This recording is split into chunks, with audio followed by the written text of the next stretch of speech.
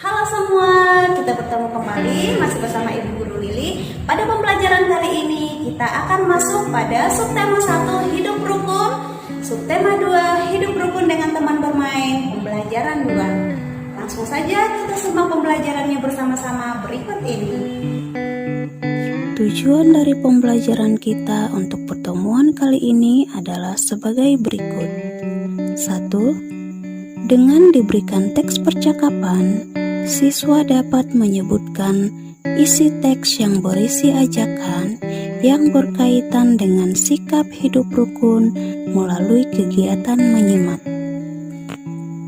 Yang kedua, dengan diberikan teks percakapan, siswa dapat menyebutkan kembali kalimat ajakan dalam teks yang disimaknya yang berkaitan dengan sikap hidup rukun dengan bahasa yang santun.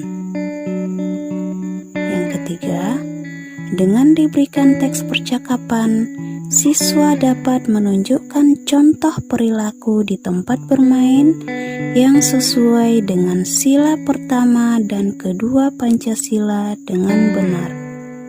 Anak-anak, kalimat ajakan sudah kita pelajari pada pembelajaran 1. Ketika mengajak teman untuk bermain, maka gunakanlah kalimat ajakan yang baik. Jika teman tidak mau bermain, kamu tidak boleh memaksa, ya. Ayo kita membaca percakapan antara Nina dan Deli berikut ini. Setelah itu, kita bersama-sama mencari kalimat ajakan yang terdapat di dalam percakapan tersebut. Ayo kita bersiap-siap untuk pawai pakaian adat, Del. Ajak Nina. Ayo Nin, kata ibu, aku akan memakai kain songket.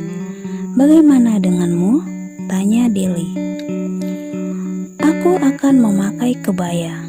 Apa itu songket, Del? Tanya Nina. Songket adalah kain khas dari Sumatera Barat, jawab Deli. Wah, aku belum pernah melihatnya.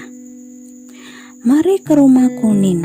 Akan kuperlihatkan kepadamu, ajak Deli. Terima kasih, Deli, kata Nina. Nah, anak-anak, pada percakapan tersebut terdapat kalimat ajakan. Anak-anak masih ingat kan ciri dari kalimat ajakan? Ya, benar sekali. Jadi, ciri dari kalimat ajakan adalah biasanya disertai dengan kata ayo atau mari. Jadi, yang termasuk kalimat ajakan di dalam teks tersebut adalah yang pertama, ayo kita bersiap-siap untuk pawai pakaian adat, Del. Kemudian, yang kedua, ayo Nin. Yang ketiga, mari ke rumahku, Nin. Nah, itulah kalimat ajakan yang terdapat di dalam teks percakapan antara Nina dan Deli. Anak-anak, selain di rumah, kita juga dapat mengamalkan sila pertama dan sila kedua di tempat bermain. Jadi, bukan hanya di rumah saja kita dapat mengamalkan sila-sila Pancasila, tetapi di tempat bermain pun kita bisa mengamalkannya.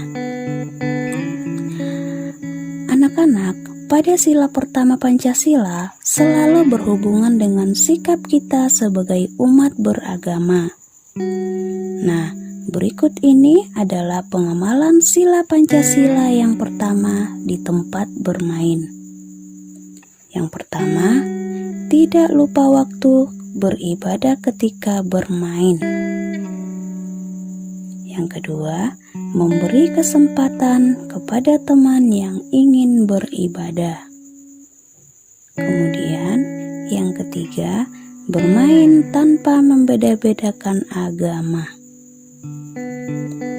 Nah, itu adalah contoh pengamalan sila pertama Pancasila di tempat bermain.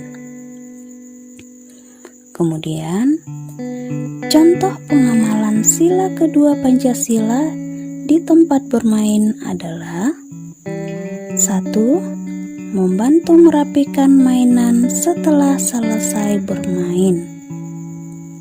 Kemudian, yang kedua, membantu teman yang mengalami kesulitan saat bermain.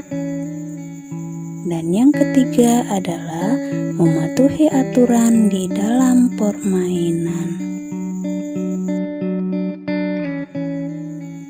Nah, anak-anak, sekarang ibu akan memberi tugas kepada anak-anak. Tugasnya boleh dikerjakan di buku tugas. Kemudian, kirimkan tugas anak-anak kepada guru kelas masing-masing melalui via WhatsApp ataupun melalui Google Classroom. Tugas yang pertama adalah berilah tanda centang yang menunjukkan pengamalan sila pertama Pancasila di tempat bermain. Jadi, di sini sudah disiapkan kalimat-kalimat. Anak-anak tinggal memilih kalimat tersebut, kemudian memberi tanda centang bagian mana sajakah yang menunjukkan pengamalan sila pertama Pancasila di tempat bermain. Yang tidak termasuk pengamalan sila pertama Pancasila tidak usah diberi tanda centang. Kemudian tugas yang kedua adalah berilah tanda centang yang menunjukkan pengamalan sila kedua Pancasila di tempat bermain. Jadi tugas yang kedua ini sama dengan tugas yang pertama. Hanya pada tugas yang pertama yang menunjukkan pengamalan sila pertama. Sedangkan tugas yang kedua yang menunjukkan pengamalan sila Pancasila kedua.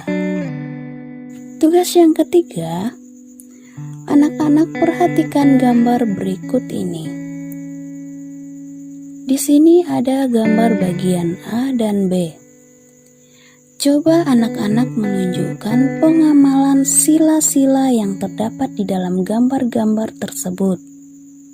Nah, itulah tugas anak-anak untuk materi pembelajaran kali ini. Selamat bekerja dan jangan lupa berdoa. Demikian pembelajaran kita untuk pertemuan kita kali ini. Semoga apa yang anak-anak pelajari hari ini dapat bermanfaat dan dapat dipahami ya anak-anak.